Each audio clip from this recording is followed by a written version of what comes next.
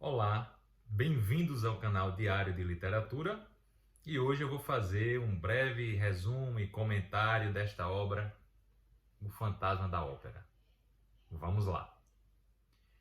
Essa obra maravilhosa, ela traz um triângulo amoroso entre o suposto fantasma, que se autodenomina Eric, Raoul, que é o outro rapaz desse triângulo, e Christine Daae.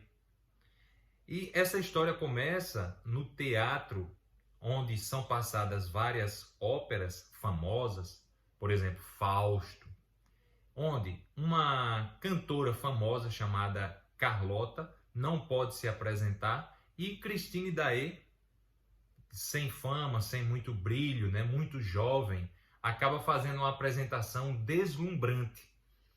E das pessoas que estão vendo, um dos admiradores, que é o Raul, acaba vendo a cantora e a nós parece que é um amor à primeira vista. Ele vai para o camarim da moça e ele começa a se comportar como se a conhecesse há muito tempo. No entanto, ela o vê como se fosse um desconhecido, o que nos causa, nós leitores, um certo estranhamento, porque é como se a gente tivesse meio que por fora ali no começo da obra. E na sequência você começa a perceber que existe uma relação mais de amizade entre esse espectador, Raoul, e a Christine Daae. E a Christine Daae, ela nesta ópera recebe aulas de música desse suposto desse suposto fantasma, que na verdade é um ser, um morto-vivo, que ao nascer ele é tão horroroso que a mãe lhe dá uma máscara e ele começa a viver a vida dele, aprender passar por situações na Pérsia, onde ele conhece, né, uma condição política e que ele se envolve em crimes e atrocidades, mas que no momento que se inicia a obra, ele já mora, né, nos alçapões, nas partes mais baixas do teatro. O fantasma exerce um certo poder entre as pessoas que vivem nessa ópera, os representantes, os diretores, e ele de certa forma extorque dinheiro e assim ele vai passando e conduzindo Christine por essa ópera, de forma que a tentativa dele é que ela se apaixone por ele, mas no decorrer da peça, né, no decorrer do livro, né, no decorrer da obra, que parece muito como uma ópera mesmo, ele vai conduzindo, digamos assim, seduzindo a Christine, sempre com a proposta de que ele vai ensiná-la a cantar e buscando sempre o amor de Christine. O Raoul é um amigo de infância, porque Christine se torna órfã, vai ser criada pelo pai fora da cidade, que é músico. Ela recebe aula de música do pai, mas ela não consegue, apesar de depois na sua adolescência ela ir para o conservatório, ela não consegue fazer muito. Ela só aprende de fato, né, as notas de peito, a performance de grande artista quando ela conhece o Eric. E esse relacionamento entre os três, né, de forma muito sombria e sofrida, vai sendo levada até o final da história, onde há uma briga, digamos, do natural com o sobrenatural, ou seja, do Raul, né, com um ajudante que positiva suas ações, chamado Peça, que é um morador da cidade, na tentativa de buscar não só esse amor, como a liberdade de Cristina, que estava agora, no final do livro, presa no alçapão, né? Na parte mais profunda do teatro, sofrendo os, entre aspas, martírios desse fantasma que a todo tempo quer conquistar o amor de Christine.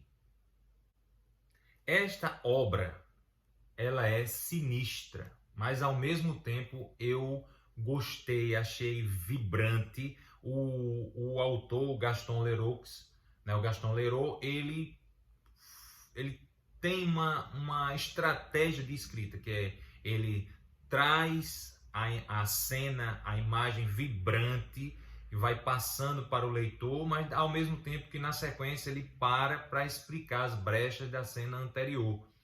Então você está sempre torcendo para que chegue de novo a emoção, para que chegue um capítulo mais vibrante, e o leitor em nenhum momento é pusilânime na leitura, ele é encorajado cada vez mais a ler pelos detalhes, né, que o escritor vai trazendo, pela investigação desse desaparecimento. Por que não, né, dizer que essa é uma obra gótica, mas ela é uma obra investigativa, né, tão pulsante como, né,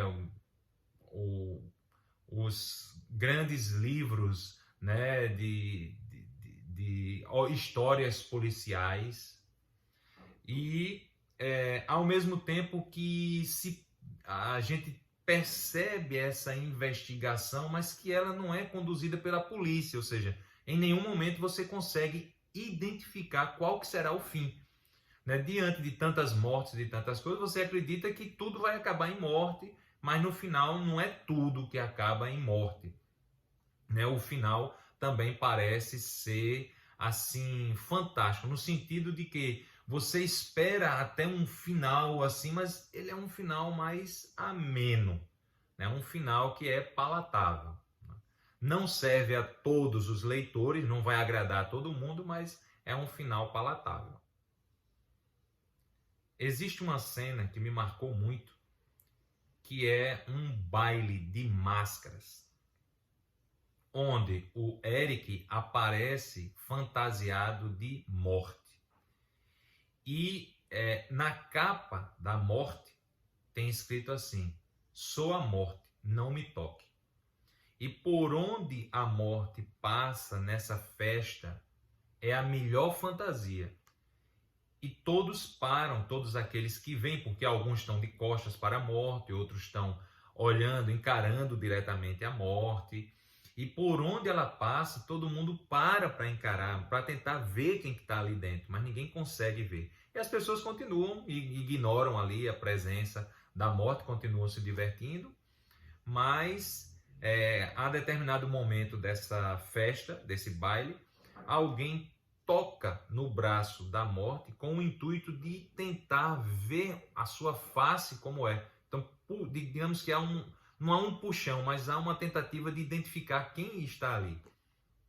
E aí de dentro da fantasia sai uma mão esquelética, que é a mão do Eric, pega com muita força o braço daquele participante da festa, ele dá um grito horrível, mas as pessoas da festa não estão nem aí para ele. E a festa continua, o aperto é muito forte, o Eric não faz nada com ele, desaparece da festa, e ele fica lá naquele momento de agonia, de dor, mas as pessoas não estão nem aí, a festa continua normalmente, e aquela cena para por ali.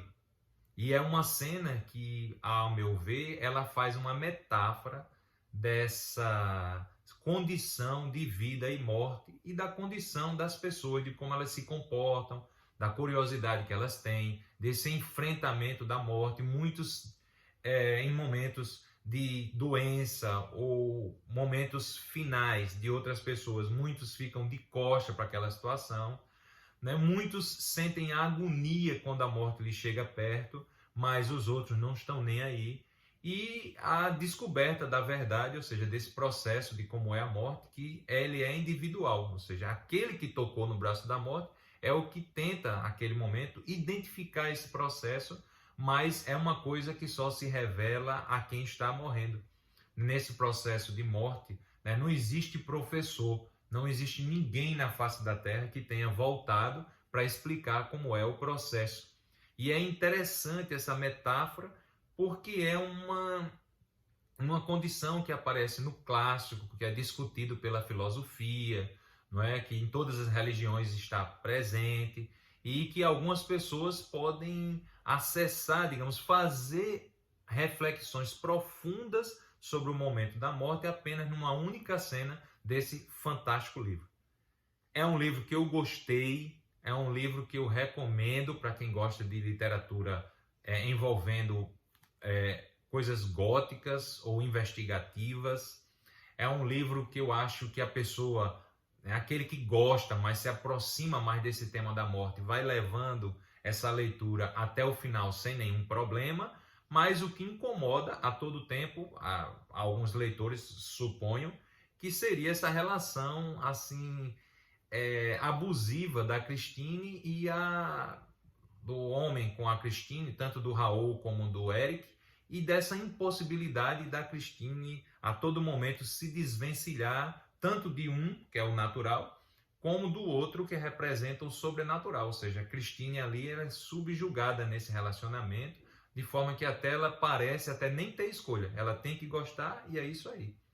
Então isso é uma coisa que eu acho que incomoda nessa leitura a alguns leitores, mas que é fantástica, pulsante, vale a pena ler e acho difícil da pessoa desistir desse livro antes de chegar ao fim. Bom, espero que você tenha gostado. Eu vou continuar nessa leitura dos livros clássicos. Sugira informações, livros, títulos, críticas. Um abraço e até a nossa próxima leitura.